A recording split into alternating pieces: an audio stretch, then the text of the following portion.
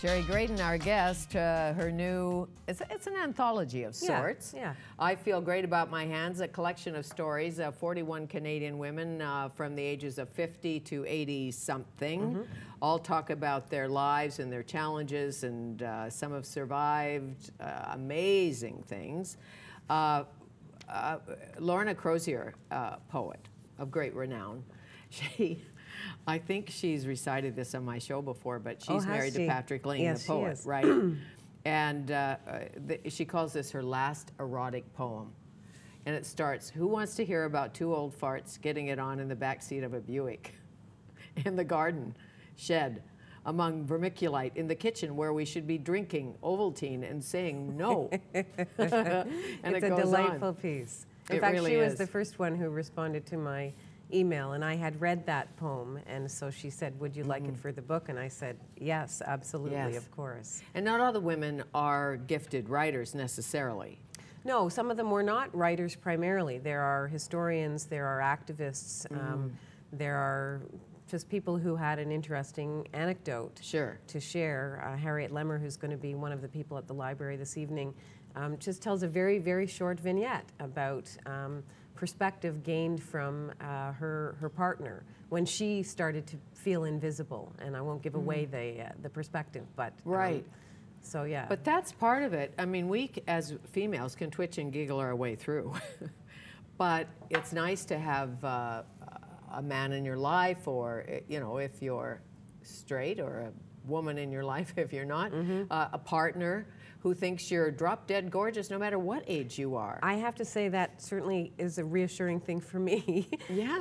And yeah, that's reflected in some of the pieces. You know, somebody was just telling me the other day that Harper's List provided stats around at what age British men and British women feel themselves to be old. Any guesses? 28. What? 29. Women feel old in Britain at 29, and men not till they're 58. Really, 29 and 58. Well, I saw on those little queens they do, the children, what do they call them? You know, in the, it's like a beauty contest. Oh. Just awful. Yeah, and it is awful. Some of them were 6, and they were getting Botox injections at 6? Yeah. Or it was alleged? No, I've heard that too. I've absolutely read that too. This book is an antidote to that. Absolutely. I understand, but it's not that. You can't wear fabulous makeup and get a little filler, whatever flips your skirt, essentially. No, of course not. But I think, for me, the reason for doing the book, because we get so many messages about the ways we can improve our physical appearance and delay the appearance of aging. And I think the whole emphasis on appearance, we get enough of that already. And really the message of the book for me, when I read the submissions, because I had no idea what women would write, was so much on what we do in our lives is, at the end of the day, so much more important than how we look, because we have limited impact on how we look. That's true about anybody, don't you think? About what you do or what you don't do. If you don't live your dreams and live out your dreams, you die angry, sad, unfulfilled. Go ahead. I was just going to say, one of the other messages of the book that came through really clearly for me was the alternative to growing old is not, in fact, remaining young. The alternative to growing old is dying young. And who among us is going to willingly choose that? Sure. Die well, I say. Yeah. Just die well. Yeah. Feel good and go to sleep. That would be That nice. would be blissful. Yeah. Wouldn't it? Because we're all going. Exactly. And so to go and feel pretty good would be wonderful.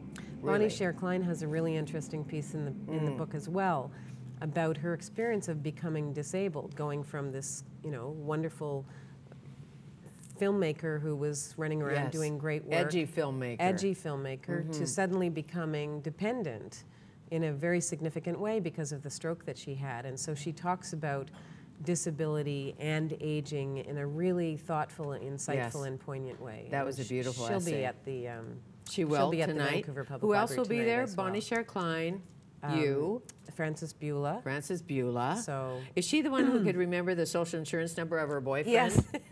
Really? Yes. But she can't remember much else? Yes. She said, but I remember numbers, or did, or had this ability. She remembers phone numbers from when she was a child. So she talks about, at the very beginning, she talks about some of the deleterious effects of memory loss, but then she goes on in her piece to celebrate really wisdom and the ability you get to have good judgment the longer you've been around. Sure. And so her piece is called something like From Zero to Not Quite as Stupid as I used to be. Well, and somebody pointed out in there that the famous 5 feminists were no spring chickens when they fought for equal rights. They were all like in their 60s. Piece. Yeah,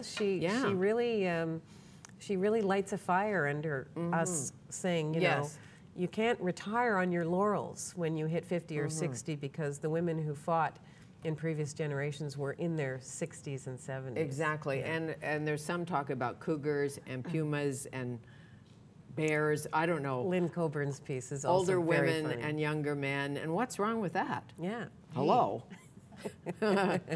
Not much. No. What kind of reaction have you had from men? Great reaction. Great. We haven't had, I have to say, as many men come to the launch events as women for obvious reasons, but men are buying the book for the women in their lives. Men are buying the book and saying, boy, I had no idea. Right. These were the kinds of concerns or issues or reflections of women, and we've had really great response. That's very interesting because sometimes it is just our issue. As you know, the men are saying, what? Well, because they're not experiencing it. Well, they don't experience it to the same degree, but I have had men say to me, why don't you do this for men? And then other men have said, well, the reason you're not doing a book like this for men is because men wouldn't tell these stories on themselves. Oh, and perhaps. Men don't talk about this stuff, but I don't think it's because they don't think about it. No. I think it's because they don't talk about it. And so it would be great. Well, maybe that could be the next project. Yes, that would Thank be great. you. Thank nice you to very see much. you. And tonight at the Vancouver Public Library at 7, I feel great about my hands and other unexpected joys of aging.